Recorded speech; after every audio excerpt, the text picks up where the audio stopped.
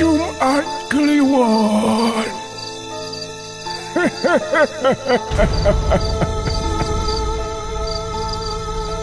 Bage acu tepang deui geuningan ieu. Dina Kemis wengi sapertos biasa Jumat Kliwon nyarengan Sohib Kosmo.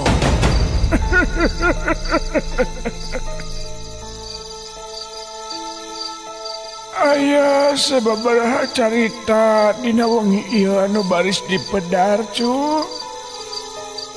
Tapi Oman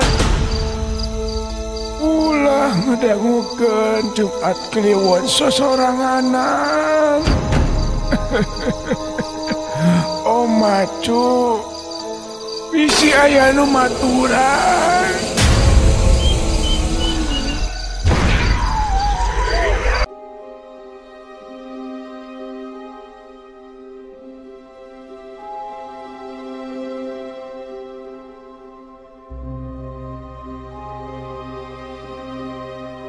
Ngaran kuring anu katelah Rio.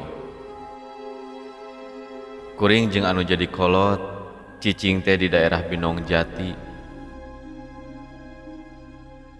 Hiji kajadian anu rek dicaritakeun ku kuring nu geus kajadian sababaraha taun anu geus kaliwat. Ieu kajadianna moal poho keur kuring. Kajadian aneh anu teu matak kaharti ku akal pikiran, matak aneh tapi nya kaalamanana. Hiji mangsa kuring jeung anu jadi indung bapa kuring ngariung di imah nini. Dulur-dulur kuring anu jauh anu deket oge ngadarumpul. Malah lain dulur hungkul anu ngarumpul teh geus puguh tatangga anu deket jeung imah nini mah ti anggangna oge geus milu babantu. Mantuan gawe anu perlu dilakukeun sakumaha ilaharna nu keur aya hajatan. Nini kuring keur ngayakeun hajatan harita teh. Malah dina hajatna oge tetanggapan hiburan sagala. Ngahaja hiburan anu ditanggap kudu jadi nini teh berang peuting. Supaya wareg lalajona ari berang peuting mah bisa kawilang hajat rongka harita mah. Komo deui ieu kaayaan di lembur. Di jauhna geus tatalepa beja yen bakal aya hiburan di imah nini. Ku hal kitu geus pasti bakal loba anu ngadon lalajo. Pang-pang namah anu lalajo peuting.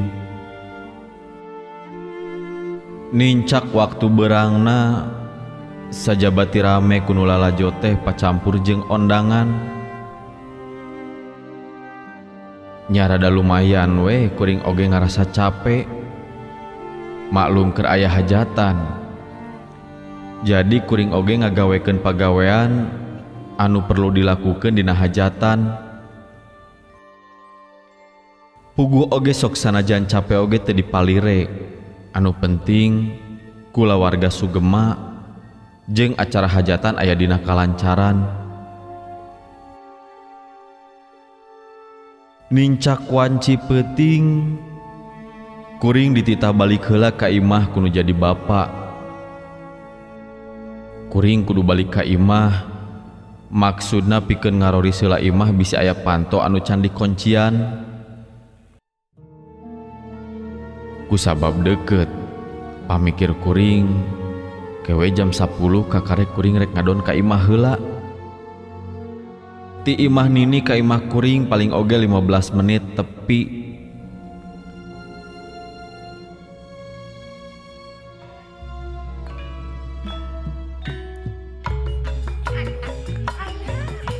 Ka ade poho jang tempo heula imah ka ditu. Sakedap deui Pak, jam 10-an. Tong peuting-peuting teuing atuh. Caket ieu Pak, Masihna lamun tebih kakarek kedati sore kene. Ya maksud bapak mah air rada berang kene mah. Didinya teh tereh balik deui ka dieu. Jadi bisa neruskeun di lalajo. Nya atuh Pak, ayeuna abi mios heula. Kade tinggalian ka tukangnya. Bisi pantau dapur can ditulakan. Geus beres ngaroris imah mah. Geuwat balik deui ka dieu nya. Sakalian bapak tong poho pangmawakeun jaket.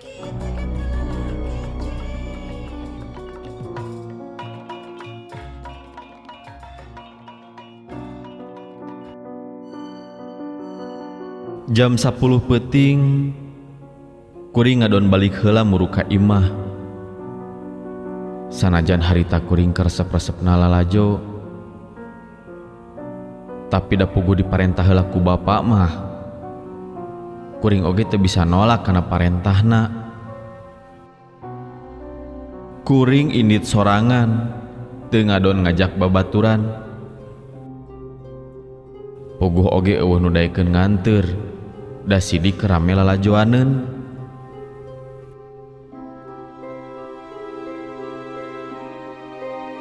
Kuring balik ka imah sok sanajan deukeut tapi kudu ngaliwatan sisieun walungan. Da puguh di lembur kuring aya walungan anu kawilang gede. Malah harita walungan keur gede caina. Sigana wae caah balukarna hujan ti girang.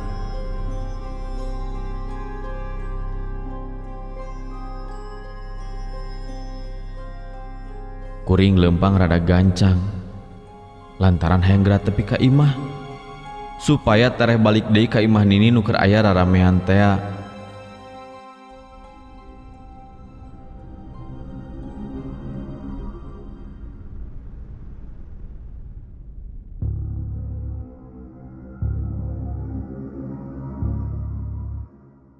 Kuring ngeureunkeun lengkah sababaraha meter deui tepi ka palebah jambatan. Katinggali ti kajauhan di palebah jambatan aya anu cilak-cilak bodas.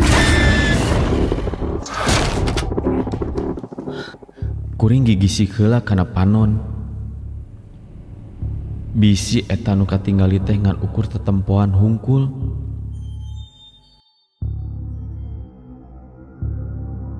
Eta nu aya di sisieun jambatan teh tambah jelas katinggalina ku kuring. Nu keur aya di sisieun jambatan katinggali ku kuring siga anu keur ngalungsar. Geuning eta anu ngalungsar teh siga saurang awewe.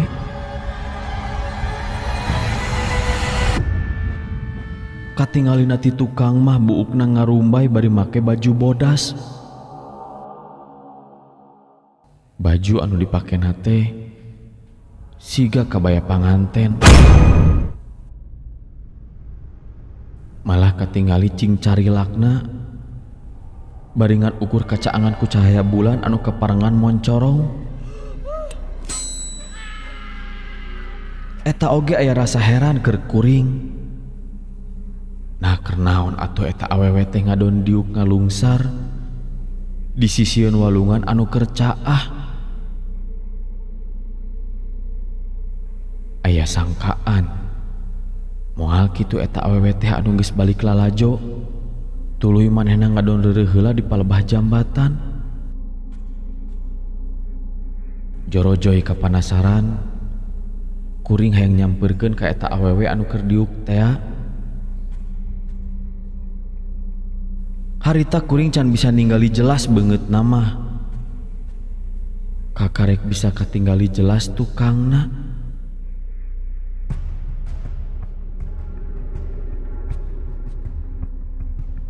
Kuring lempang muru nyampeurkeun ka eta awewe anu keur diuk supaya terjadi reuwas ka eta awewe. Kuring lempang bari dedeheman. Sanggeus deket pisan jeung eta awewe, kuring kakarek ngomong tumanya ka manehna.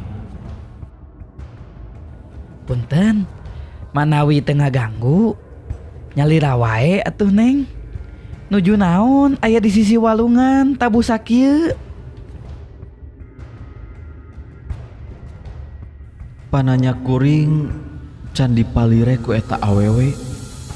Malah kuring jadi ngerasa keheul sabab pananya teu ditembalan.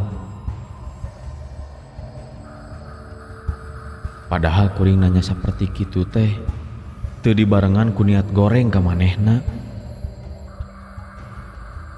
Istuning kuring mah hayang mermanakeun jeung di bisi eta awewe teh butuh bantuan ti kuring. Nya kuring rek mantuan manehna. Cing atuh kahayang teh nembalan we. Da moal kudu ngaluarkeun duit jeung moal matak capek ari nembalan mah. Meni sombong jadi awewe teh. Kuring mundur maksud rek ninggalkeun eta awewe anu keur diuk teh. Can jadi kuring indit katinggali awakna eta awewe teh siga anu usik. Katinggali beungeutna Malik ka palebah kuring. Barang Malik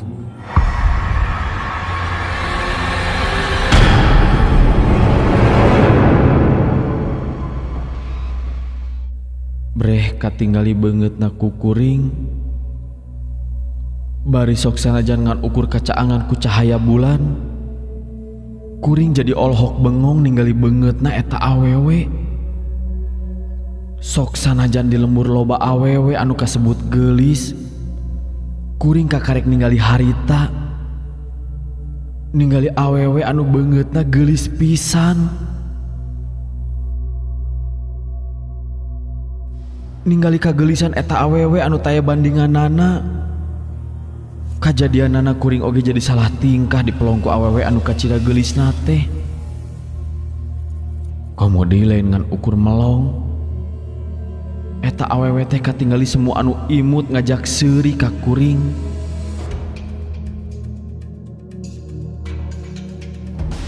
Kunaon siga anu geumper ningali abdi?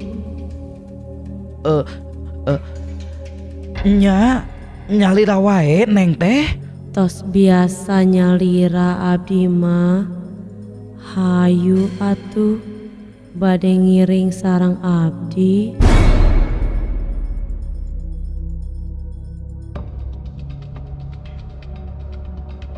Geus nyarita kitu katinggali ku kuring eta awewe teh ujug-ujug cengkat sarta terus nangtung. Geus nangtung kitu beuki katinggali matak uruy. Sajabana ti geulis teh awakna oge sakitu alusna. Harita kuring ngan ukur bisa neureuyan ciduh ningali eta awewe anu aya di hareupeun kuring. Eta awewe lempang siga nu hayang dituturkeun ku kuring.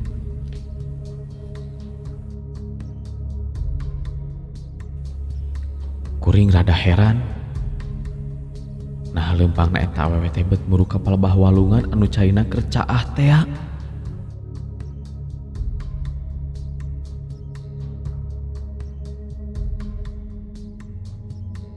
Kuring teu bisa nyarita ngan ukur bisa ninggalikeun ka eta awewe anu lempang muru ka walungan. Nah atuh nu jadi reuas keur kuring.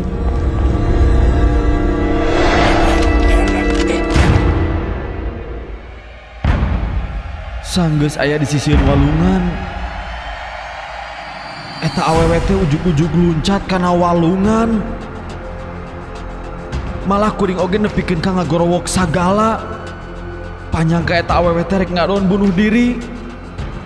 Neng, tong kitu. Nanaonan ari Neng. Kuring langsung lumpat nyampeurkeun ka palebah sisieun walungan anu dipake luncat ku eta awewe. Harita kuring tonga-tengo ningali ka walungan anu caina keur lumayan gede. Pamikir Geus pasti eta awewe teh langsung ke bawah palit ku cai walungan anu kercaah teh. Kuring hareneg ku eta kejadian. Manglebarkeun ku eta awewe anu ngadon maehan maneh ngagejebur kana walungan. Ningali kejadian sarupa kitu mah kuring oge rada ngarasa hanjelu lantaran teu bisa megatan ngahalangan ka eta awewe supaya teu luncat kana walungan.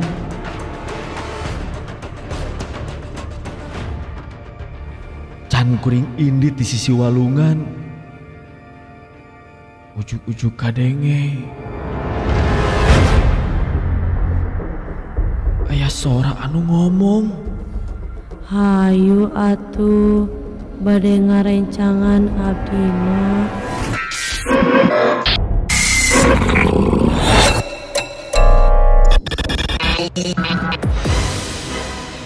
Ngadenge aya sora sarupa kitu kuring jadi urat reret ka sisi kagigir. Eta sora teh gening datangna ti palebah sisieun walungan. Malah katinggali di sisieun walungan aya nu keur ngadengong. Katinggali huluna bodas. Kuring oge ngarasa heran lantaran sora anu ngomong teh datangna ti eta makhluk nu aya di sisi walungan.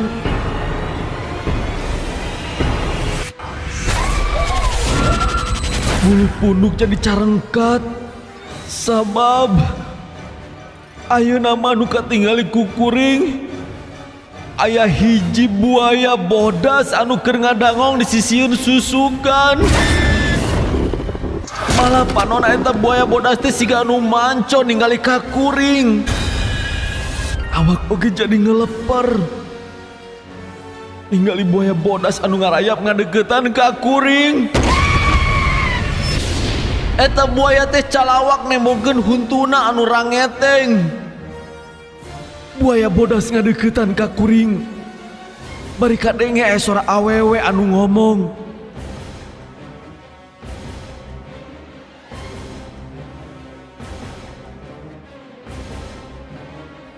Kuring oge sadar kana kaayaan. Sing horeng awewe anu tadi aya di palebah dinya teh lain awewe biasa. Tapi awewe kajajaden. Eta awewe teh geuning buaya putih nu aya di eta walungan.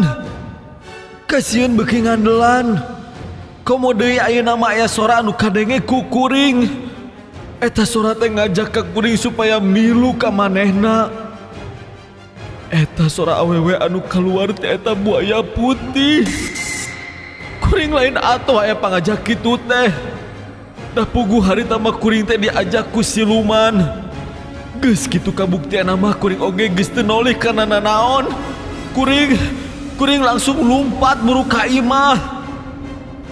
Kuring lumpat satarikna lantaran hayang gerak tepi ka imah. Sajroning lumpat kitu teh eta sora awewe kajajaden bet napel dina ceuli. Sorana terus kadenge ku kuring. Sora pangajak ka kuring supaya milu ka manehna. Awak geus bobolokot ku kesang. Kacape geus teu dirasa. Antugna kuring tepi ka imah. Malah satepina ka imah kuring langsung asup bari terus ngadedempes di kamar. Lantaran sieun eta buaya kajajaden teh nuturkeun milu ka imah. Sok sanajan geus aya di imah oge, kasieun mah angger can leungit. Malah kajadianana kuring teu wani ngadon balik deui ka imah nini anu keur hajat teh. Da puguh kuring sieun pangi deui jeung buaya putih teh.